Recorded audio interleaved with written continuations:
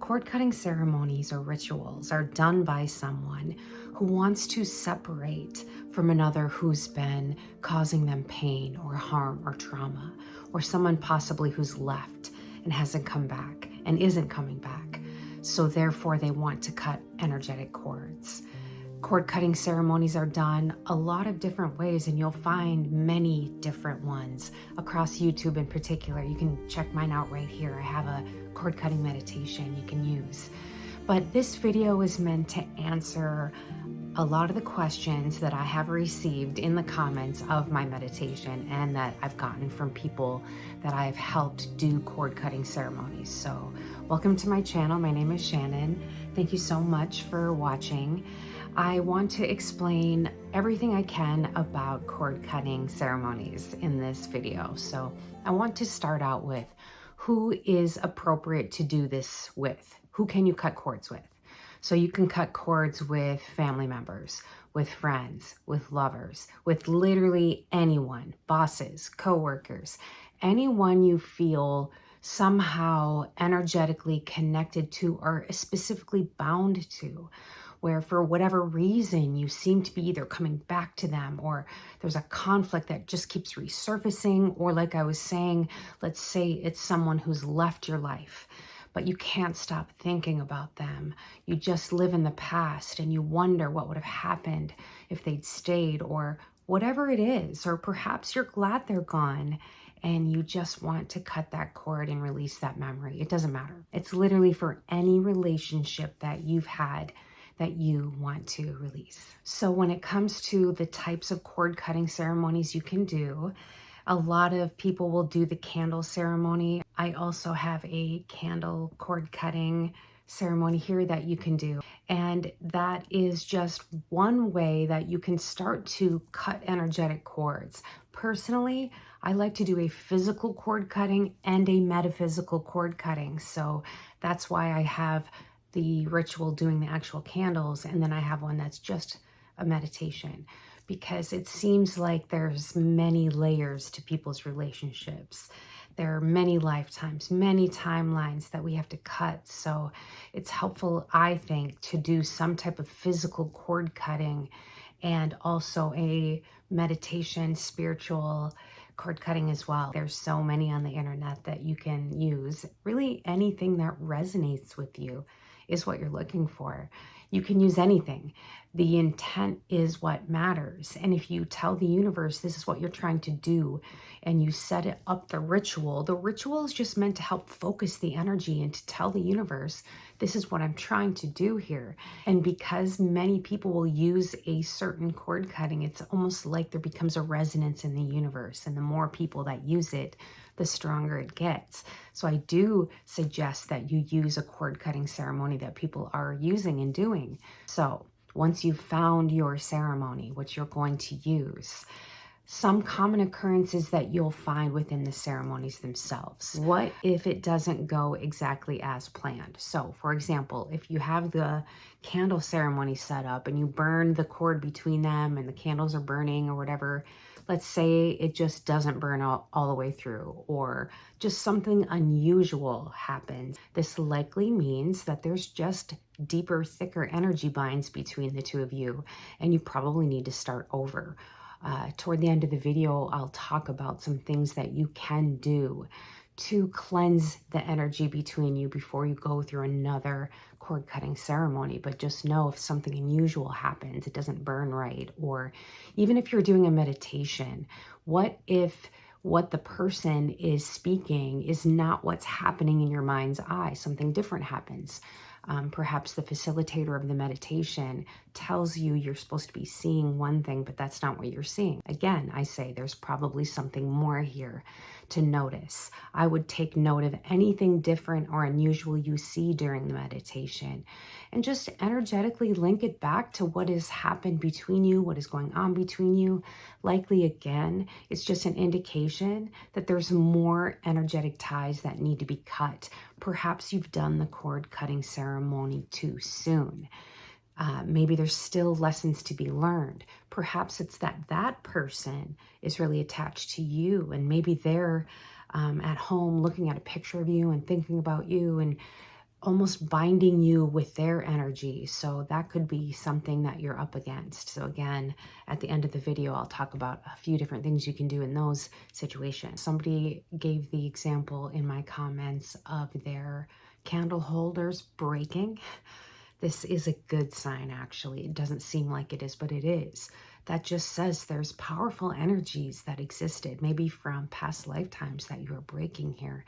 And when you see something that extreme, something breaks in the presence of a cord cutting, that is a great sign. When you get the example of the cord doesn't cut or the cord doesn't burn between the two, that's more of an indication that there's still more to do. When you're done with the wax, if there's anything left, I've done these before and there's absolutely not one speck of wax left, which again is a great sign. If you do end up with wax, sometimes you can see something in the shape, so check out what's left. But then yes, do throw it away. I personally like to go bury it outside somewhere off of my property. I just thank the universe for its energies and I bury it. Yeah, you can use the candle holders again if you wash them, or you can throw them away. It's really up to you. So just be careful about what ones you're using if there's something you don't want to lose. Okay, let's say you've done the cord cutting and the person calls you, texts you, messages you within a couple days or a day or so. Well, it's like you rang their doorbell. You've sent them a message through time and space and they feel it.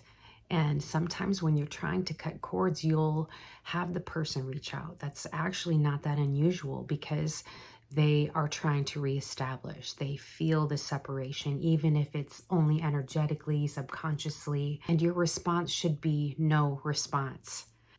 When they do reach out to you, my advice is to block them. Do not respond. Don't reestablish the cord. All they will do is start the cycle again if you respond. And sometimes I know we do these cord cutting ceremonies before we're truly ready, and we take that as a sign of maybe I shouldn't be cutting the cord. All I would say is to follow your intuition. Honestly, follow your heart. Of course, you can't know what another person is going to do, but if you've taken the steps to cut cords with somebody and you truly want to separate, then do not let them reestablish. And don't be surprised if the universe just shows you their name or something about them and tries to remind you. The universe is like that sometimes, where it just throws it out. Are you sure you're done? Are you sure you're done? And just, if you are done, you just thank the universe again. Thank the universe again for that sign, for that affirmation, and think of something else and move on, and truly move on. Another reason why they might reach out, or perhaps they might show back up in the meditation at a point where they're supposed to be already gone, maybe there's still something to finish. You might have unfinished business with the person. Have you released it? Have you let it go? Is there something you still feel needs to happen? Maybe there's still karma that has to play out. So sometimes it's just that, and you only have so much control over that situation. If this person is meant to show back up for you to teach you something else later, well, perhaps that's just what it is. But just know that you can continue to protect yourself, protect your energy, and take care of yourself, and focus on self-worth, self-love every time. That's not going to be the wrong decision. So if you have the person still contacting you, or you feel there's some type of issue with the cord cutting, a few things that you can do to help with this. The main one being what I just said: make sure your business is done. Also, let go of the victimhood surrounding this person. And they may have legitimately harmed you, and it could be their complete fault. But also, the moment you can get to see this person as your teacher, just understand you have soul contracts with this person, and these things that have gone down were meant for your highest and best good, even though your personal experience could have been really hard and difficult and painful and traumatic. Still, if you look at it from a higher perspective, your higher self, if you can let go and learn what your soul needed to learn out of that experience, that will also help cut the cord. So release your victimhood. One thing you can do to help with this process is to go to the universe with it. Ho'oponopono prayers are a really good option for this. There's many on YouTube you can find. Essentially what the Ho'oponopono prayer does is it says 4 phrases over and over. I'm sorry. Please forgive me. Thank you. I love you. And you can say that over and over, even when you don't mean it. If you want to mean it. If you want to mean it, it does matter. It's faith like a mustard seed. It's if you just have the smallest amount of desire to actually feel those things and you just keep repeating them over and over, you will start to be able to release. You can also go with the Lord's Prayer or any prayer or mantra that works for you to connect you to the divine, to connect you to the frequency of forgiveness and love. Forgive yourself, forgive them, and let it go. When you hold on to that negative energy of being bitter or refusing to forgive because you want some justice or karma or something to happen to them, all you're doing is binding more energetic cords between you. So you let go of everything you can let go of. So common reactions after you've done the cord cutting ceremony are definitely crying is very common. Just the release of the energy. And actually, it feels good to your body. Your body releases chemicals. Let yourself cry. Don't feel bad about that. Crying is normal. Just the feeling of relief, release, maybe even laughing might be something that happens. Just, it's whatever you experience is okay. The feeling you might have is nothing. And actually, the feeling you're kind of going for is nothing.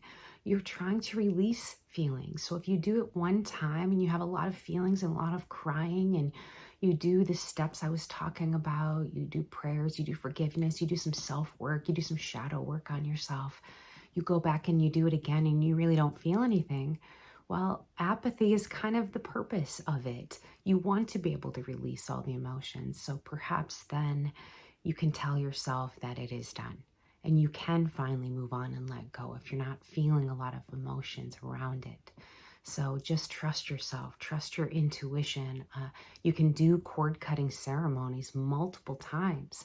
Maybe you've had multiple lifetimes with this person and you need to do them over and over. I just send you some healing and light and love towards this. You've got this, dear soul. Remember, above all, to love yourself, take care of yourself.